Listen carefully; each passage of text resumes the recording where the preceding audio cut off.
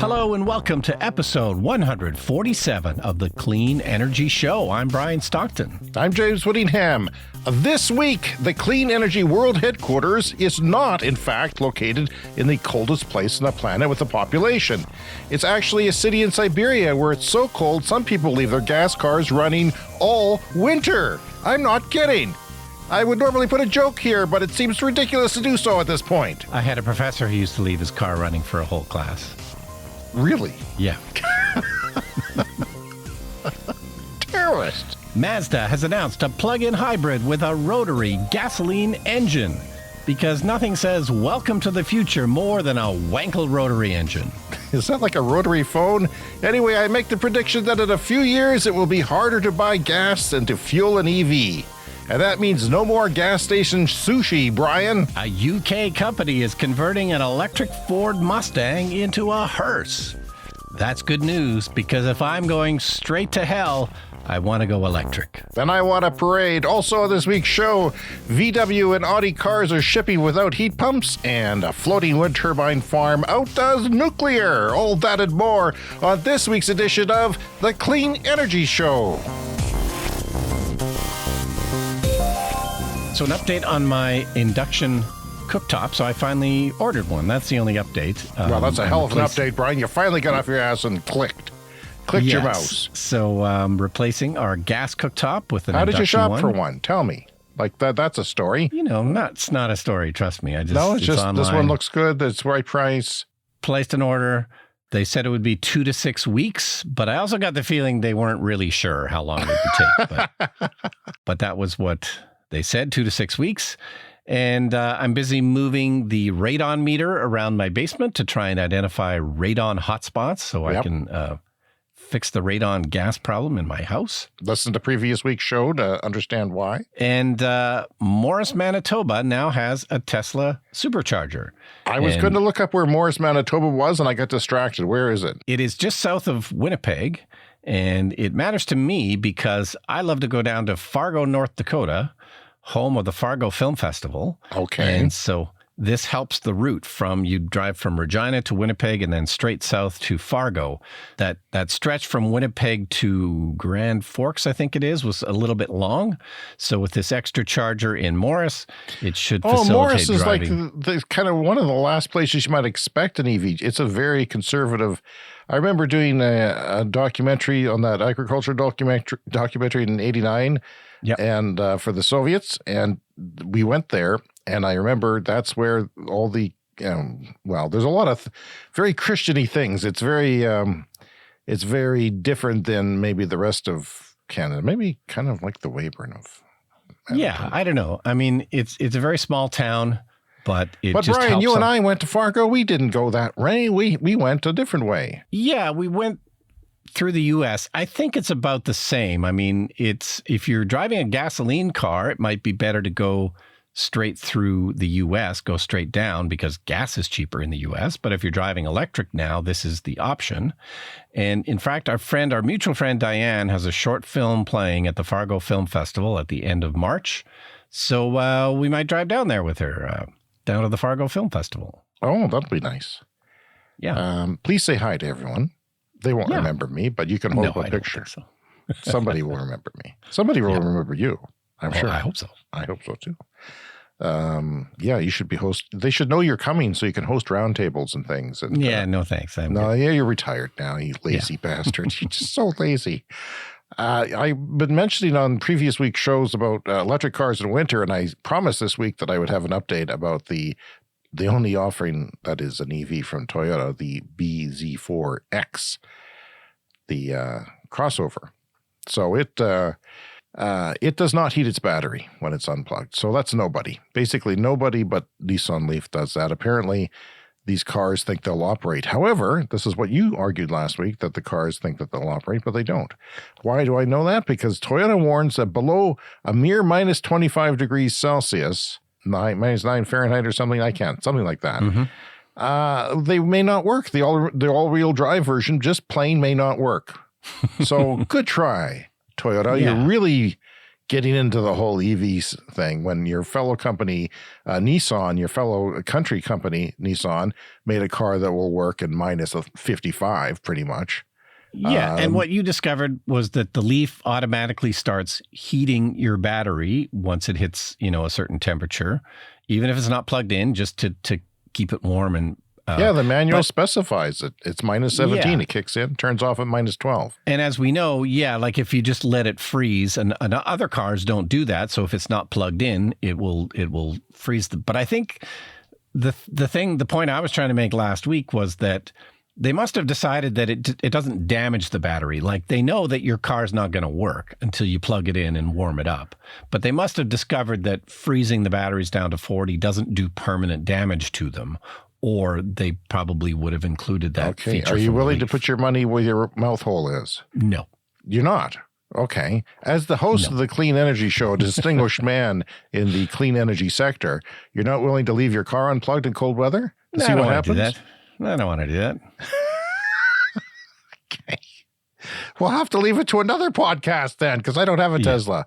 There's lots of other people around who are testing it. I mean, and it would be hard to know like what the long-term damage, like it would take years to figure out if there's long-term damage. I don't care about the damage. What I care about is, does it work? Yeah, and I think we discovered that, you were watching that guy from Denver, and no, they don't work once it's cold soaked down to minus 40. They don't really work until you plug them in and warm them up. Yeah, that was minus 30, I think, or approaching it. So that was not good. All this means is it's not a problem for most people, but if you park in the street, if you're an apartment dweller, or if, we're getting to the point where, we could have a 3 EV family theoretically here. We have a 3, we're probably going to have 2 EVs soon. And my daughter could go out and get a job theoretically and buy a used EV somewhere, who knows? And she'd have to park on the street. So she wouldn't be able to, and we live in a very cold climate in the wintertime anyway. And I'm going to talk about another place that has a cold climate. So I don't know. It's just, it seems like a problem for some places. And although for most of the population of North America, it's not a problem, but it's like one of those things that could crop up once every 5 years or something, that you could hit a temperature where your car doesn't work. And people still are not, going to accept that. They're going to want their car to work all the time. Although, a lot of gas cars won't work either. If their 12-volt battery is not in good condition, you might find out the hard way that No, and I remember back when I lived in Toronto about 15, 20 years ago, it doesn't get as cold there, but, every once in a while there'd be a bad cold snap. It would hit minus 25. And that's when everybody's 12-volt batteries died. Like if you've got a mild winter, they can kind of get through. But anytime you hit minus 25 in a place like Toronto, like half the 12-volt batteries in town need to be replaced.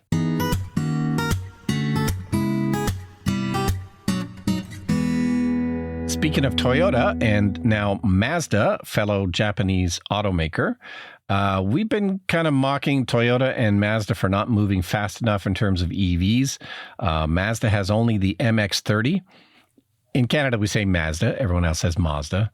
So, they had this EV with pretty poor range that they were selling in California, but they, only sold a few hundred of them. And so they are refreshing it and turning it into a plug-in hybrid, because the range was so poor. They're putting in a rotary engine, which is what Mazda is known for. They're the only ones that use rotary engines still. I don't know that they're better or anything, but if you've ever sat in a Mazda with a rotary engine, you rev the engine and the car doesn't move. Like there is something smooth about them. Is that right? When you've got pistons moving up and down, you rev the car and the whole car kind of shakes a bit. But a rotary engine is kind of fun because it's smoother. It's just you don't know anything about how they work, eh? You just It's there's spark plugs and everything, but they drive a rotating drum rather than being in cylinders. Okay. But so they've turned the MX-30 into a plug-in hybrid for the European market. They're not offering this in the US. Weirdly, they're gonna bring back the poor range version to sell in the US, but the plug-in hybrid is only going to be sold in Europe. I think the number they sold last year was in the dozens, like 30 or 40 or something. I think it might have been a couple of hundred. There was something like that. Anyway, so, Mazda is just kind of chugging along here. This is kind of a similar car to, like the original Chevy Volt that, came out like a dozen years ago. A range extender for an electric car.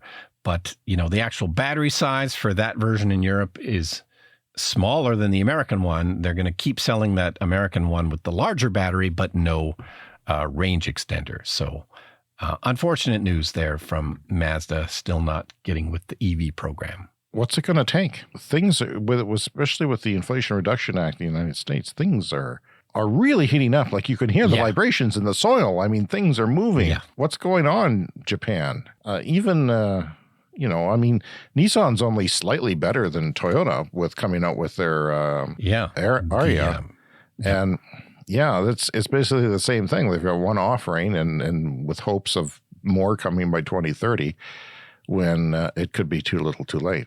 I really don't. I've still been looking at Toyota Prius videos and people think they're okay, but I mean they're 25-year-old technology now, and the day's over. And I can't explain why, but I hate driving my Prius. I mean, I would rather drive my damn electric Nissan Leaf without a heater in the Canadian cold than drive the Prius, because the Prius is smooth and quiet compared to most gas cars, but it's still a gas car and it still operates in that way. It's still, the gas pedal response is delayed by the, spinning up the fuel pump and making fire and it's all stupid. It's all stupid, Brian. It's dumb. It's just we don't need that anymore. Nissan and Toyota, they blew their early lead. Yakutsk. That is a city in Siberia. Now, my geographically trained son, who watches YouTube about all kinds of things, including geography and climate, tells me that they send a lot of dissidents there. That's the punishment. But Wikipedia doesn't say that. Wikipedia doesn't say that. They say that is a place in Siberia that has a population in the area of 350,000 and has grown. It's really a lot. It's like doubled in the last 20 years. It's warm like you and I have it in the summertime, so it's got a sort of a southern Canadian summer climate. But in the winter, it's really cold. It used to be recently minus 38 as an average winter temperature in the winter months. Average. That's Celsius. So that's about the same in Fahrenheit. It's around minus 40. But apparently that's popped up by a couple of degrees because, as you know, and as many of our listeners know, the north is warming faster than anywhere else on Earth. So they're actually 2 degrees warmer than they used to be on mean temperatures already. The reason I brought this up is because I've been boasting about Regina, Canada, and the southern plains of Canada where we live, where the world headquarters of the Clean Energy Show is located, being the most populated, coldest place around because we can get down to minus 40 or, a little below that. Some winters for a short period of time, usually. Well, this place has it all the time, and they're bigger than us because they're crazy. It's really cold. And yes, it is a culture there to leave your car running the entire winter. I don't know how you gas up. I guess you turn it off at the gas station because it's warm. Well, hopefully you turn it off because you're supposed to. That's, if you read the rules at the gas pump, you're supposed to turn it off before you fuel up. And I've said this on the show before a long time ago, but I'm going to bring it up again. My brother-in-law works in the oil industry as a safety manager, I think, in some respects. And he, when we went on a road trip with him to a funeral, he wanted us to touch the car as we got out to decharge our static. Right. And it doesn't say that on the sign, but he says, no. You'll blow up if you don't. I suppose that is possible, yes. That's probably going far because I think 99.99999% of people don't do that, and people have rarely blow up due to a static charge. A gas pump is usually from something else, like a gas pump breaking and shooting gas all over the hot engine or something, or smoking even, but not static electricity. But anyway, people leave their cars running the entire winter. Just so they can have a car.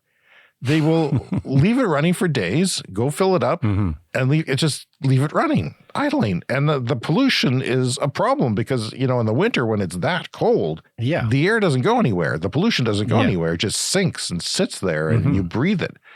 Yeah, they hang bags. I've seen video of hanging bags of meat out their apartment windows because what the hell? They're They're Russian, and I've thought about having a cooler in the backyard because we've run out of space in the deep freeze or something. Yeah. Oh, I have absolutely done that in the winter for sure. But you don't hang it out your front window. Not the front window. No, it's on the back porch. Someone's bound to take it. And I may have told this story before, but my father-in-law once drove around all winter with a frozen turkey in the trunk of his car because he didn't have room for it in his freezer.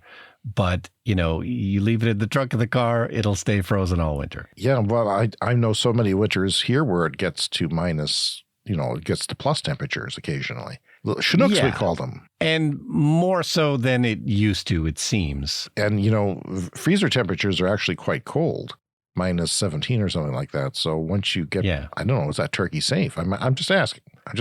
Yeah. We'll see. But I often, we just chill drinks, out on the porch too. Sure.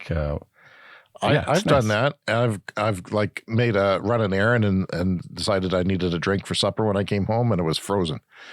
If you don't time it right. But, I've often thought that it is weird that, and I may have said this on the show before too, but it's weird that we use electricity in the winter to cool our fridges and freezers when there's an unlimited supply of cold air. And so really all of our fridges and freezers should have just a pipe going to the outside so that we can get that for free. And we just open that pipe in the wintertime and it just, sucks it in because I like that. I wonder if anyone's invented something like that or if they've even bothered. Certainly you're wasting... Believe me, I've thought about it, but I'm not enough of an inventor to figure out how to do it. You'd be wasting electricity to freeze things in Yakutsk. Am I saying that right? I've recorded Yakutsk, it here. Something like that? Yakutsk. So it is the largest city of the world with an average winter temperature below minus 30 or minus 22 Fahrenheit. And the primary economic activity stems from mining coal, primarily. So why would you want to go there if you weren't sent there by Putin? Why? Well, somebody would say the same thing about us. Yeah, and they'd be right, Brian. They'd be right. I'm telling you, it's been a long winter. I don't like it. I'm starting to question it. I'm getting stuck in my driveway now because it warmed up a bit and they've been salting the roads and the salt gets on the driveway and starts making the snow slushy. And then I start to sink in what was once a perfectly hard packed drivable driveway from a lazy man who didn't shovel it down to the surface. So gold and diamonds are also mined there, and the mining headquarters of the companies are there. And people, Brian, get this. They don't buy eyeglasses that are metal eyeglasses with metal frames because they stick to your flesh. Yikes. Like the A Christmas Story movie, sure. Flesh and cold metal don't mix.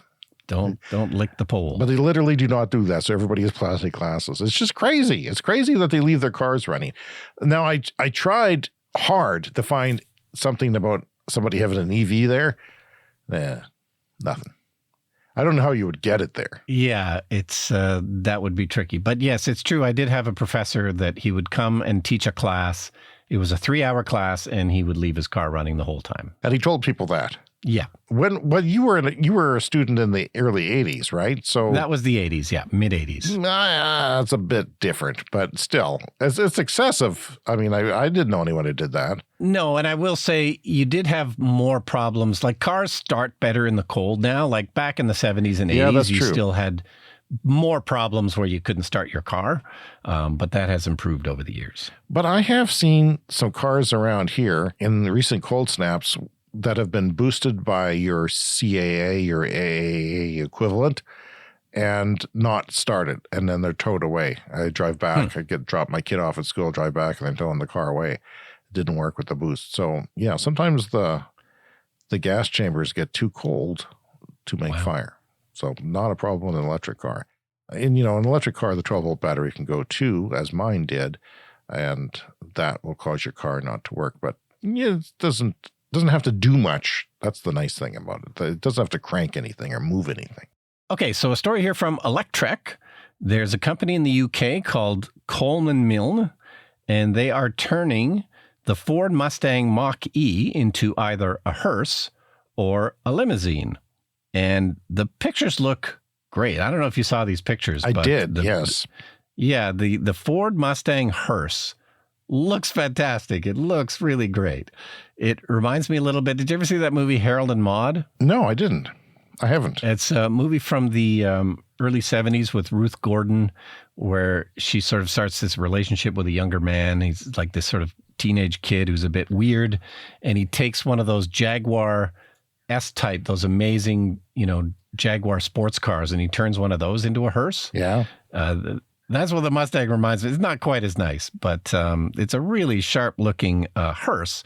It's a perfect use case for an electric vehicle because, you typically don't have to drive huge distances with a hearse. These are typically small distances. So this just makes perfect sense. Like, these are vehicles. All hearses should be electric. And, of course, they will be soon. Electric Vehicle Advantage 4012, leaving the car on at the graveside without spewing fumes and noise. Yeah. Because you want tranquility. Yeah. But you can leave the car on. If it's minus 1,000, or if it's zero, if it's plus a little bit, you can leave that sucker heating or cooling if it's hot in the summertime. Keep that corpse warm, or cold rather. I mean, however you do. It's got a large viewership window. So, I mean, if the Stockton corpse is going down the street to the funeral yard, everybody will be able to have a good look at the whatever you're encased in. Everybody would want to see that casket for sure. Unless you're just a frozen corpse just sitting there on a plank. They do seem to have extended the wheelbase of both of these cars. So I'm not sure, this is something, obviously, it's been done for many years with, regular gas cars. You stretch them and turn them into limousines. So these are stretched for both the hearse and for the limousine. I don't know if that's a little bit trickier because they're electric, but they seem to have figured out a way to do it. Brian, I think it's easier because they're electric. Because you have to run a power cable to the rear motor, if there is one. Mm-hmm. If there's not, even easier. You just extend the cables to the rear lights, but you don't have to extend the exhaust. If I had a limo, and I should, we should have a clean energy show limo, let's face it, it should be electric. And it should say on the side, electric limo. Yeah. Carrying the still alive Brian Stockton. Volkswagen and Audi, which is an affiliated company of Volkswagen, they've started to ship some of their cars now without heat pumps. And this is because of the semiconductor shortage that is still going on. So Audi was the first one to announce it. The Audi Q4 e-tron, the electric Audi, they had to take the heat pumps out because they didn't have the chips, I guess, to run it. So putting in a resistive heater.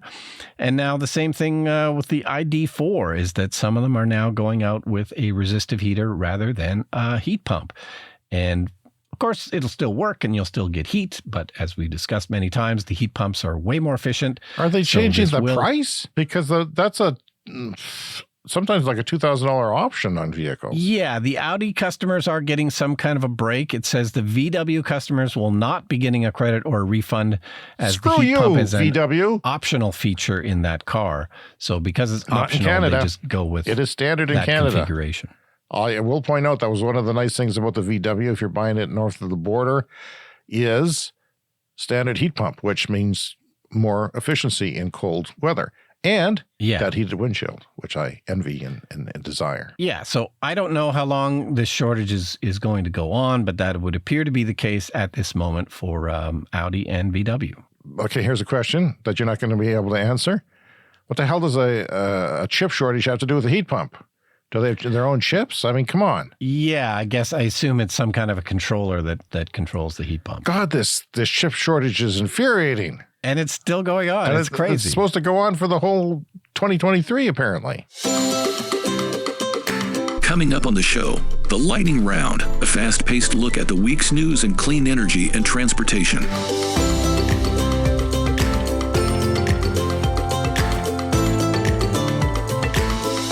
Brian, here's my TikTok rant. I'm doing this for TikTok on the podcast, but it's also going to be on TikTok. I don't know why. It'll be faster on TikTok because the pauses will be cut out because, TikTokers can't stand pauses. Okay, here's the deal. Gas stations will be harder to find next decade than EV chargers. Hear me out, because I'm always right, always. The U.S. and Canada currently are on track to reach sales of 25% of new car sales in just 2 years from now. Just 2 years from now, it'll be at 25%. 25% EVs 2 years from now. Now, in other parts of the world, this has gone faster. So we know how these things go because we've both hit and surpassed 5% in the last 2022. So the U.S. government is targeting 50% sales of new cars to be EVs by 2030. And I personally, expert Clean Energy Show host, predict will reach 50% in North America by 2028. Unless, barring World War or anything stupid that Putin does. Stupid Putin. Anyway, so that's going to be large amounts of new sales. So gas stations, as you know, operate at a very thin margin. And large swaths of the developed world are set to end full gas sales by 2035. So if that was happening 5 years from now, would you go buy a gas car? Yeah, if you were stupid. Not everyone's stupid, and not everyone realizes that what's going on, but they will by then. Gas stations do run at a low margin, 2%, according to Fortune magazine. They did an analysis in August of this year, or last year rather, and by comparison, they say the banking industry operates at a margin of 30%. Yay, banks! Thanks for taking my fees. So we did a comparative analysis, they say, that looked at gross profit margin for U.S. gas stations between 2020 and 2022, and we found case studies where margins were so thin, this is during the pandemic, that retailers were selling at a loss, which you hear that happens from time to time. Yeah, well, it's a bit like, movie theaters are often brought up in the same way, like the movie theaters just kind of break even on the ticket prices, and then because popcorn is fairly cheap and soda pop is fairly cheap, that's where they make their money. And I think in the old days, gas stations made their money by doing repairs. Yeah. Like most gas stations had a couple of bays and they would have mechanics there. Now they've turned into more often as like convenience stores. But here's the thing. I don't think profit margins on electric car charging is going to be that much better, right? It's going to be fairly low once competition comes into effect. Yeah. Yeah. Once there's lots of them, the competition will keep the prices pretty low. And they're kind of pricey now. Some places it's about the same to drive. You save a little bit by driving electric, but not as much as you should, especially if you're charging at home, driving in the city. Now, you might say, Brian, that apartment dwellers will keep gas stations in cities because EV chargings, they'll be at gas stations, right? Well, not so much, because, in the near future, EV drivers in the cities are going to have a lot more options with level 2 charging stations as more people adopt EVs. Grocery stores will have EV chargers. How long do you spend at a grocery store? Probably an hour. If that person who goes to a grocery store, we don't anymore. We order ahead because we're lazy. Pandemic changed that. Although my wife spends a lot of time ordering groceries, like she'll spend way more than she ever would at the store by a factor of 3. It takes way longer to order online than I think it should, and every time it irritates me. Well, the thing is, you order the same things. Can't you just go through the checklist and then they give us the wrong things? But this is another rant altogether. Takes longer. So you'll have level 2 charging, which you can have at home at 240 volts, like a dryer plug, at grocery stores, at workplaces, because government policy and people who want to retain good workers will put in level 2 EV chargers. They're already there with a lot of tech companies that want to, those people are buying EVs the first, and they want to make sure that those people have the chargers. They go to their workplace and ask for them. They're not that expensive for a business in a lot of cases.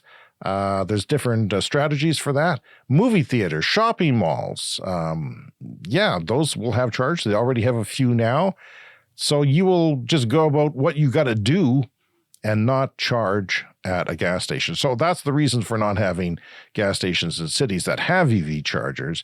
I think those are going to go to business faster than people think, and it's going to start slow. You'll start to see 1 or 2 close, and then a couple of years later, a bunch of them closed. They'll be cheaper. Some of these options, Brian, will be free. There's a lot of free charging in the United States right now. People who seek them out to save a few bucks, we'll do that. No, I charged for free at Parks Canada chargers last summer. That was great. I don't know if you saw, but Tesla sent out a tweet. In the Tesla app, they actually keep track of how much you spend on charging and then can compare it to what you've saved with gasoline. So Tesla sent out a tweet recently that in the past year, Tesla drivers around the world collectively saved $2 billion on gasoline. Like what they drove would have cost $2 billion in gasoline. Why isn't that a story on the Clean Energy Show? That's $2 billion out of the oil company's pockets. That's pretty significant. Yeah. And according to my app, it says I saved $2,500 in the last year. Nice. It's maybe not accurate. Like it says I saved $2,500, but it's maybe not accurate for me because I just wouldn't have driven as much if I had a gasoline car. So that figure is perhaps exaggerated. Okay. Savings $2,500. That's what it's telling me. I saved $2,500 by driving electric for the last year. So gas stations like EV chargers are more likely to be available in the country, I believe, for a short time, because they will still be needed for long distance travel, much like superchargers are for EVs right now. But I predict very soon, starting in 2028, there will be less. Not a lot less, but you'll notice it more in the next decade. And by the end of the decade, certainly even possibly by the middle of the next decade, 10 years from now, it will be easier to charge an EV. You'll have a hard time. You won't want to buy a gas car because you won't be able to charge it. It won't be as reliable as it used to be. And gas users will have to start planning trips more carefully, like early adopters of the EV revolution are doing now. Country gas stations, I predict, will keep less hours. You'll have maybe something that's not open till midnight. It'll only be open until 8 or 10 o'clock or 9 o'clock in the evening. And so you'll have to time your trip that way. No, and it's one of the things that isn't often talked about with EV charging, but they're open 24 hours a day, and gas stations are not always open 24 hours a day. Yeah. And aside from, the danger of being plugged in and sort of trapped there, it's a great convenience to be able to do. So car chargers, 24 hours a day, even in the most remote of places. You don't need an attendant there other than maybe a security cam for people stealing copper or something. I believe that with the reduction of gas stations, even if it's just reduced by a small percentage, you'll start to see lineups. The first thing you'll see is lineups and waiting times at gas stations.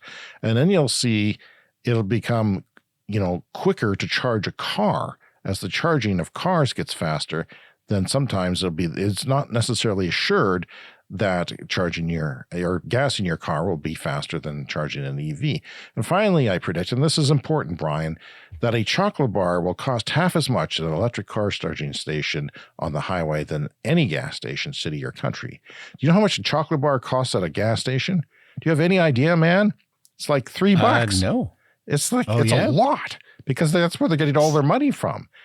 So it's like a movie theater. They overcharge you for the snacks. Gas stations are like movie theaters. They're not making any money on the movie. They're making the money on what they're selling.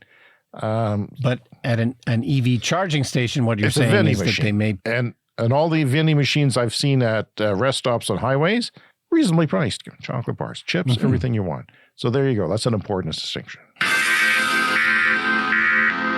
Yes, every week I pick out a tweet. But this week, Brian, I picked out two. I'll tell you why, because I haven't picked out a lot of other things to talk about this week. The federal ZEV sales regulation in Canada, some say that Canada is much larger than Norway because Norway is a cold country. And they say, well, it doesn't matter. They don't drive a lot in Norway. They say Canadians drive a lot more because we're a giant country compared to Norway. Norway, you're tiny. I'm sorry, but it's true. And in Canada, we only drive 7.4 kilometers a day more. That's about 4.5 miles or something like that. So we only drive a little bit more on a daily basis. It's 15,000 instead of 12,000 kilometers. So that doesn't count. That's one tweet that I wanted to highlight because that's been brought up a lot by EV naysayers in Canada. Yeah, of course, Norway's the big success story for EVs, but people are always trying to pick out things why this won't work other places, and they're always wrong. Mark Z. Jacobson, this floating offshore wind farm that is highlighted in the Offshore Magazine article, that is a magazine, yes, there's Horse Fancy and Offshore Wind Farms as well, has its own magazine. So we should be subscribed to, they should send us free ones actually. So absolutely. This is floating. Remember, floating is a new technology because it's in depths of where the water, you can't just, go down. It has to be floatings and anchored by wires to way below. So usually a 3-point wire. The floating offshore wind farm has a capacity factor averaged over 5 years of 54%. This is one of the first floating wind turbine farms. Now, capacity factor, what's that, you ask? That means that, like I can have a solar panel on my roof rated at 10 kilowatts, say. So that means on the sunniest middle part of the day at noon, It'll perhaps give me 10 kilowatts if it's not hazy, if there's no birds flying around, and perfect conditions. So, but my capacity factor overall is probably around 20% or less because the night comes and all that. So a wind turbine, nuclear has a capacity factor too. Usually they're rated at 80, 90%. And if anytime they're below that, you're costing more money than what you said you were going to cost. This is something I've talked about before. Because they're not always running at full capacity. But the cost to build them, the same. So this offshore wind farm had a capacity of 5 years of 54%, which, you know what, that exceeds the French nuclear fleet of last year, which was only at 52.9% because of problems. And that's a big deal for the aging nuclear. And this is, again, thing people bring up all the time is that nuclear can work as good base load power, but it's not as good base load power, I think, as people imagine it is. Because it's not reliable. Like there are so many factors, including climate change, that is causing them to have to shut down, whether it's low water, too hot of water. These are frightening things, and we're just at the beginning, Ryan. It's just crazy. But that is a very interesting fact that offshore wind is closer to a base load, depending on where you are, because the wind blows steady all the time. And with these new larger turbines, they can pick up wind from the higher altitudes. So that's quite interesting. Time for some story updates. Brian, why don't you start us off? About a year ago on the show, we talked about Stephen Guilbeault, who is Canada's Environment Minister, and he was appointed to that position about a year ago. And the title of this article, this is from the Canadian Press, An Activist in Office, Stephen Guilbeault's first year as Environment Minister. I thought this was interesting because it is a Canadian story, but I think this has universal appeal because it's a very unusual thing, really, that happened that, Stephen Guilbeault was an activist. And we talked when he was appointed about a year ago. Your favorite story was, he was involved in many different kind of publicity raising stunts, like, climbing off of the CN Tower, hanging a banner off the CN Tower, stuff like that. Illegal or possibly illegal. Yeah. Like I'm sure he was charged with mischief. But the most fun was that, he and some other people went to the Premier of Alberta, Canada's oil province, and they started to install solar panels on the roof of his house without his knowledge or permission, which, makes James laugh a lot. You'd have to know the politician in question. It's just, and I don't know them personally, of course, but yeah. So, yeah, it is. I can see this happening in Europe, but it did seem like a weird thing to happen here in Canada where if you have, a drunk, well, I can't say that because our premier has a drunk driving conviction. He's in office. So that's not good. Usually you have to be squeaky clean to get into office in Canada. Yeah. So this is very unusual that, a climate activist has been appointed to this position, and he's done a lot of good things. This is kind of an overview of what he's managed to accomplish, and it's quite good. There's a nice little bit here when he was first appointed. It was, there was a climate summit, they flew over to the UK, but then he made him and his staff, all take a train another 500 kilometers because, of course, that's lower carbon. Wow, good for him. But the trickier thing is that he did, in fact, approve a large oil and gas project. So it says here, the most difficult decision I had to make by far was Bay du Nord. There's no doubt about that. That was an extremely difficult day. It's an offshore project off of Newfoundland and Labrador that's going to produce more than 300 million barrels of oil over its lifespan. And that was a trade-off that he felt like he had to make. It said, it was a heartbreaking moment. Someone who, in theory, should have said no to that project. But, the data suggests we are going to be using oil for a long time. Coal is definitely being phased out, but his reasoning being that we are still using oil. We are going to keep using oil. So, he made that compromise, which, the hardcore environmentalists obviously would not have. But this is what happens when you have, an activist in office. You have to make compromises. Political life is all about compromises. So, that's a compromise I wish that he hadn't made. But, you can see why it might happen. Oh, I bet that keeps him up at night. This is a compromise of working in the Canadian government. It's still not going to appease anybody. All the oil and gas people are going to hate his ass. Yeah, Something they all awful. hate him anyway. So, and Trudeau spent lots of money buying pipelines and stuff to the benefit of the oil industry, and he doesn't get any credit for that. So, we'll keep an eye on that and see what he's able to do in the future. But he has managed to enact lots of very positive climate laws and rules in Canada. He's got some very challenging stuff on his desk right now because that shifty Joe Biden with his Inflation Reduction Act, I guess all the investment in Canada is rushing to the United States. And he's got to come up with a counteroffer to keep it here. And he's been slow to do that. And everybody might be gone. They might have packed up their boxes and left. This is what I'm hearing all around. Yeah. By the time he gets around to it in the spring, which is, it takes a while to do this. You can't just pull this out of his butt because it's going to cost and it's going to have to actually work. He's going to have to consult with industry, what will keep them here, keep the investment here. But, that is going to take a lot of, right when we were trying to get the investment in clean energy in Canada and jobs and everything that came with it going, it's got sucked into the United States by Mr. Biden. Which I'm glad he's doing because it's better for the planet. Ultimately, it's a big plus for the planet. And Brian, I also wanted to say that I don't think I brought this up before because we talked about Amazon's goal of buying 100,000 Rivian-made delivery trucks by 2024. They've pushed it back all the way to 2030, and I don't think I've heard that before, and I'm not sure I mentioned it on the show. So I wanted to mention that. Part of that probably has everything to do with Rivian. They're having some problems getting going right now. Every manufacturer of EVs is having difficulty scaling. There is a good review. I think you mentioned it on YouTube, the Doug DeMuro YouTube channel. He does a nice review of one of these Rivian electric delivery vans for Amazon, which is, I don't know, I thought it was really interesting.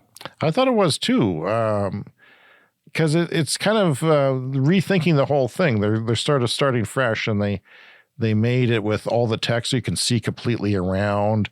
It lets the van get driven away if it's hijacked, but only for a little while to keep the driver safe. I was watching a CNBC long video on these new vans and delivery workers. There was a guy who got eaten by a dog or killed by a dog last summer, I think, that they briefly touched on. And, that's horrible. But they're doing all kinds of things like logging houses that have pets so when you get there and stuff like that. And there was a guy who showed his own video of the Amazon charging stations. These are privately held companies that buy these and do these last mile delivery services. So you have to sort of start your own company to do it. Yeah, that's what I didn't understand because it's sort of a subcontractor, but I guess Amazon is supplying them with the vans, even though they're a subcontractor? Yeah, they're supplying them with the vans because they want to have a low carbon footprint, but they also want to have safe employees, and they regulate, the people who work for Amazon. They're trying to clean up the way they treat people, not peeing in bottles and things like that. These vans are great. They have a lot more room to get around in, and everything's sort of automated. There's less to do. The heated steering wheel and cooled seats and all kinds of things. The door pops open when you stop, so you don't have to open and close the door all day. Yeah. And things like that. And, it's just, they also the guy showed a video of the home parking lot, and there was this line as far as I could see of chargers. Speaking of the Inflation Reduction Act, so a lot of these things are kicking in now as of January 1st. A lot of the provisions of the Inflation Reduction Act are happening now in the U.S., and this is related somewhat to the Tesla price cuts. This was a massive price cut that Tesla announced for Canada and the U.S. Of course, this is also related to the demand. As they increase their output, they seem to be hitting the peak of their demand at the prices that those cars were at. And probably, and everyone has maybe even heard about this already because it's been a very large news story for the last several days. But here in Canada, the Tesla Model 3 standard range is now eligible for a federal rebate again, $5,000, which is what I got when I bought my car about 3 years ago. And the price is about the same, right? So they've been creeping up since the day you bought your car pretty much. Yeah, it's about and what back year to was where that? It was. That was Sorry? spring of 2019 you bought your car? Yeah, it was March 2020, because it was delivered by hands-free, touchless delivery. So it was right at the start of the pandemic, so it'll be coming up 3 years in a couple of months. So good news for Canadians eligible again for the $5,000 tax credit. And then in the U.S., several models now eligible for the $7,500 tax credit from the Inflation Reduction Act. So this brings the price of the standard range Model 3 down to $36,000 or $38,000. Nice. The rear wheel drive, down to $43,000 minus the $7,500. And then a couple of the Model Y models are now eligible for that as well. So this drops those prices by a lot because they had really cranked up the prices of the Model Y. Is that a supply issue? Are you concerned as an investor here? What's going on? Because that's a big jump. Yeah, it was concerning at first because obviously this is going to affect their gross margins. They were making insane profits on each car, like upwards of 30%. So, it's not going to be that anymore. But since they're also increasing their output, the hope is that, economies of scale, they'll be able to bring their prices down more. So this will affect their margins. The margins will be lower. The profits will be lower. But not by that much, I don't think. And I think at these pricing levels, we're going to get back to that sort of wait list days again, where people are going to have to wait a couple of months to get their Teslas. Well, Brian, that brings us to the lightning round. We like to end the show every week with a fast-paced look at the stories from the week in clean energy and transportation. Let's begin. An oil executive will be running next year's COP conference in the UAE. Ooh. The Sultan has a green credentials, they say, but he's, still committed to pumping more oil. That's going to be awkward, and I don't like that. I can't see anything good happen. Why is it in the UAE? Because they're throwing up a few solar panels? Come on. Don't have COP there. We're at such a critical junction in the fight against climate change that we cannot be, giving into the oil business like that, or oil, petro states for that matter. Get this. This is my funny story of the week. A group of Republican lawmakers in Wyoming, introduced a bill last week urging the legislature to seek to phase out the sale of new electric vehicles by 2035. You heard me right. I was not errant in my reading of that. They want to phase out new electric vehicle sales, just like we're trying to phase out new gas. Because, there have to be dickheads about it and have to be threatened and cowardly. Electric vehicles are impractical and their batteries hog precious resources, these intelligent lawmakers in Wyoming said. And I also suspect that this is in part a publicity stunt, that they probably realize that it's not actually going to happen, but they can, get some press. And here we are talking about it, a supposed ban on EVs that will never happen. I say we ban Wyoming by 2035. Phase it out. I'm happy with that. Although there's a few tourist stops there, but not many, just Yellowstone. Hertz and Uber are expanding their partnership to bring up to 25,000 EVs to European capital cities. This is another indicator of the tide of economics in industry going electric, Brian. This is just one of the markers along the way, so I thought I would throw that in this week. CarMax in the United States sold over half of its Tesla inventory in 24 hours because they reduced it greatly, didn't they? Yeah, so the price of used Teslas is coming down as well because the price of new ones is coming down as well. If I'd sold mine about 6 months ago, I probably could have sold it at the peak of the market and gotten probably even more than I paid for it if I had sold it 6 months ago. Which is crazy. But now we're back down to I would have to take a loss on it. Yes, it's time for a clean energy show fast fact. Bloomberg says heat pumps have already replaced about 20% of the boilers in Europe, saving customers, get this, $100 billion a year by switching the heat pumps. $100 billion. Wow. I mean, we're just starting. This is not like, we've switched and it's saving us $100 billion. It's like we've just looking at the tip of the iceberg. We pricked it with a pin, the tip of this iceberg, and it's $100 billion off the table right there. So that's another $100 billion out of the coffers of, the bad guys. And this is according to data from the European Heat Pump Association, which we are not currently members. So many things to buy memberships for now, Brian. We have to buy our memberships for the European Heat Pump Association. From Ars Technica, the world's reservoirs are getting gunked up with sediment slowly, but surely, in a process that could rob the power-generating dams of nearly 30% of their storage capacity. We talk about pumped hydro with existing electricity generating dams. You pump it back up with your excess solar in the day and you use it at night. Well, there could be 30% less storage capacity, which is a concern. This has nothing, seriously to do with climate change. It's more like they've been around for a while and they're just sort of getting more sediment than they used to. Yeah. Sediment just builds up, I guess. Although I bet climate change has some sort of connection. I just haven't, read about it yet. Germany has targeted to build 3 new wind turbines a day to reach its goal of becoming climate neutral by 2045. So they decided 3 new wind turbines a day. Now, you might say, pretty ambitious. But in 2016, and I remember hearing about this, we didn't have the podcast at the time, but if we did, we would have talked about it. China was building 2 per hour, according to the International Energy Association.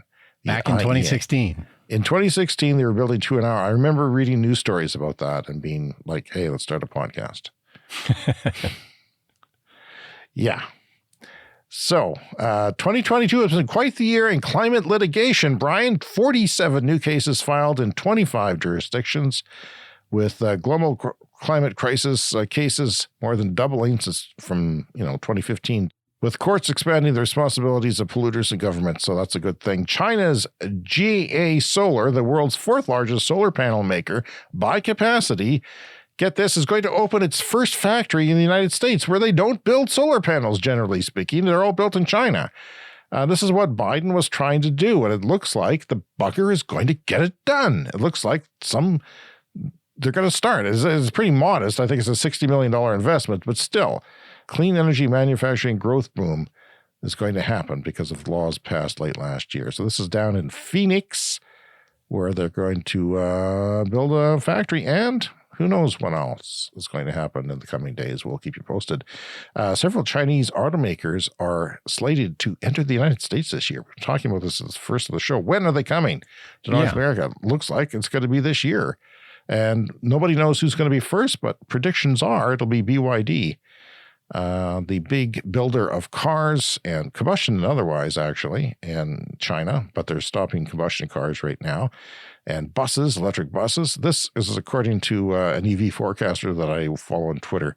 It's going to be very interesting to see when the first ones come, because they're already, we talked about it last week, they're already in the UK by 100,000 or something. Yeah, and a few to places like Norway, but we've been waiting for that invasion of EVs from China into North America, and should come this year. Carbon Tracker says the UK could suffer 500,000 job losses and be forced to spend $674 billion. The IEA's Energy Technology Perspectives 2023 is out. This is a report. It shows that we are entering a new industrial age, the age of clean energy technology manufacturing, they say. And this will create new markets worth hundreds of billions of dollars and millions of jobs this decade. So that has started. We are in a new age. Finally this week, vibrating pipe